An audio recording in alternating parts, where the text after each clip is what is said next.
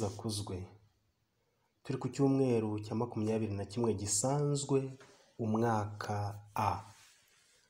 Amasomo matagatifu yo kuri iki cyumweru, isomo rya mbere turarisanga mu gitabo cy'umuhanuzi Izayi, umutwe wa 22, umurongo wa 19 kugeza ku wa 23.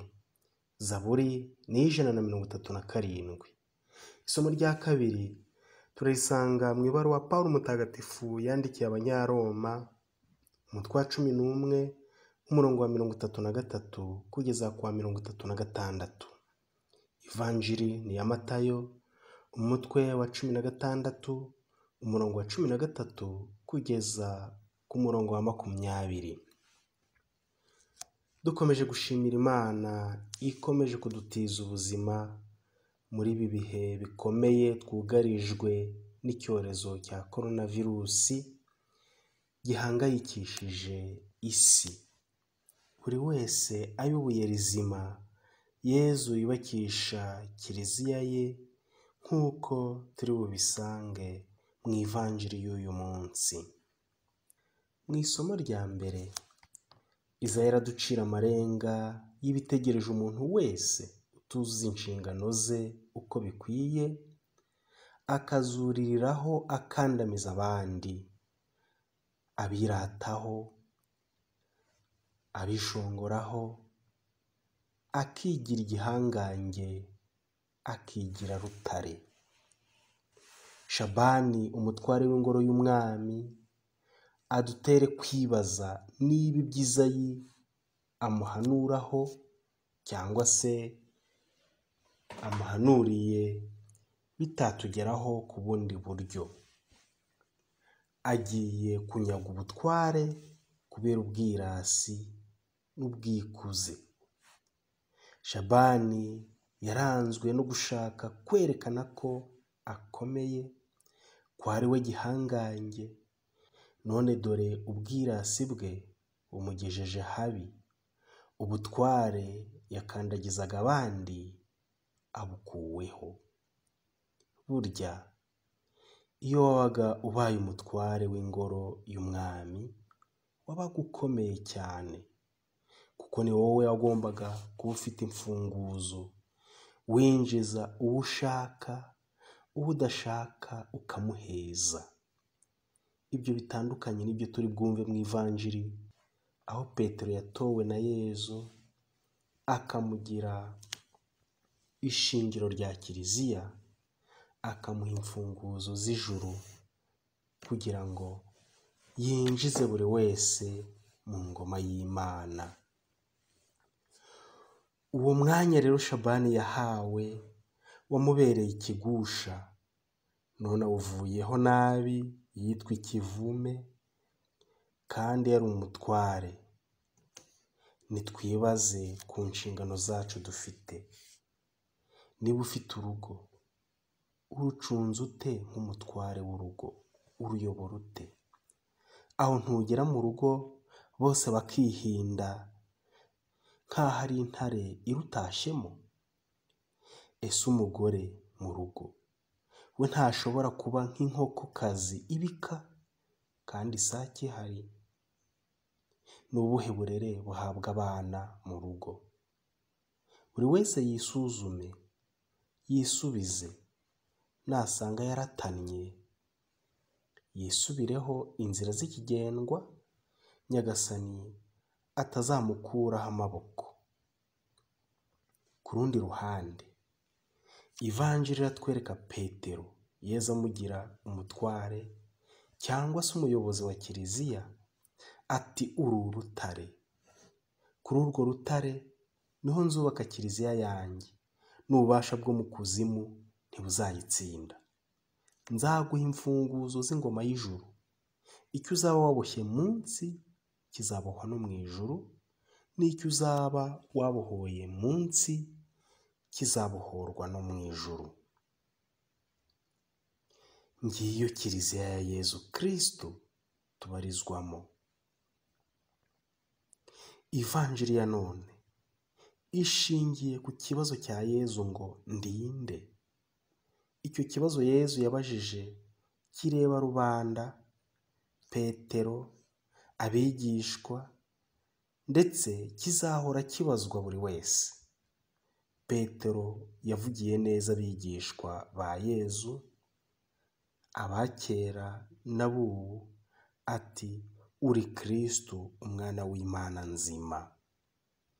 Natwe twamamaze ayo magambo ya Simoni, ntituyafata mu mutwe ahubwo tuyafata ku mutima, ntituyiga ahubwo turayemera. Simoni yabaye ishingiro ry'ukwemera, kuko guhishura ko Yezu ari umwana w'Imana ntiyabihawe n'ubwenge bwe bwonyine, ahubwo yamurikiwe n'Imana ngo asubize neza. Kuba Yezu yaramwise urutare bigaragaza umurimo we wo kuba ishingiro rya Kiliziya. Azakomera mu kwemera nk'urutare, naho Yezu nawe abe umwubatsi wa Kiliziya, ariyo abamwemeye bose. Kiliziya yubakishijwe n'umufundi ukoresha abanyantege nke bakomejwe n'ingabire za Roho Mutagatifu. Nibo twebwe rero banyantege nke. Kiliziya ya Kristo ni ikoraniro ry'abamuyobotse. Kugira ngo ikoraniro rigire amahoro, twubatse za Kiliziya nyinshi z'amatafari, aho twicara tukumva ijambo ry'Imana, tukayibuka, tukayumva kandi tukayisingiza. Turamutse twitandukanyije na Petero, izo ngoro zahinduka amatongo. Kiliziya ya Yezu izahoraho. Yezu ati n'ububasha bwo mu kuzimu ntibuzayitsinda. Simoni azapfa, ariko Petero azasigara mu izungura ry'abapapa. Kiliziya za hose, iza kera n'iz'ubu, ziyoborwa n'inyigisho z'abapapa, abasimbura ba Petero. Niko bizakomeza kumera kugeza igihe Nyagasani azagaruka n'ikuzo. Erega niyo mpamvu umukristo gatolika bamwita ngo ni umuroma. Nta yindi mpamvu batwita abaroma, nuko Petero yarangirije ubutumwa bwe i Roma, ndetse akaba ashyinguye muri Kiliziya nini yamwitiriwe ya Mutagatifu Petero. Abasimbura be aribo bapapa bagenda basimburanwa ku ntebe ye muri iyo Kiliziya, ngo bakomeze umurimo Kristo yashinze intumwa ze. Iyi Kiliziya ya Yezu Kristo tubarizwamo, n'ububasha bw'ikuzimu ntibuzayitsinda, nk'uko yabibwiye Petero. Yamuhaye imfunguzo z'ijuru, kandi iyi Kiliziya ikinguriwe bose, aribyo bishatse kuvuga gatolika. Ese iyo uyivuyemo uba uhobagira ujya he? Ukirukankira izishingwa n'abantu. Uzi guta Yezu ugasanga abaringa. Yezu ni umwubatsi wa Kiliziya, azahorana uwo murimo. Uko yatsinze urupfu, niko inzu ye itsinda ubusenyuke. Natwe mabuye mazima y'iyo Kiliziya, twemere gutorwa n'umwubatsi ngo adushyire mu mwanya yaduteganyirije.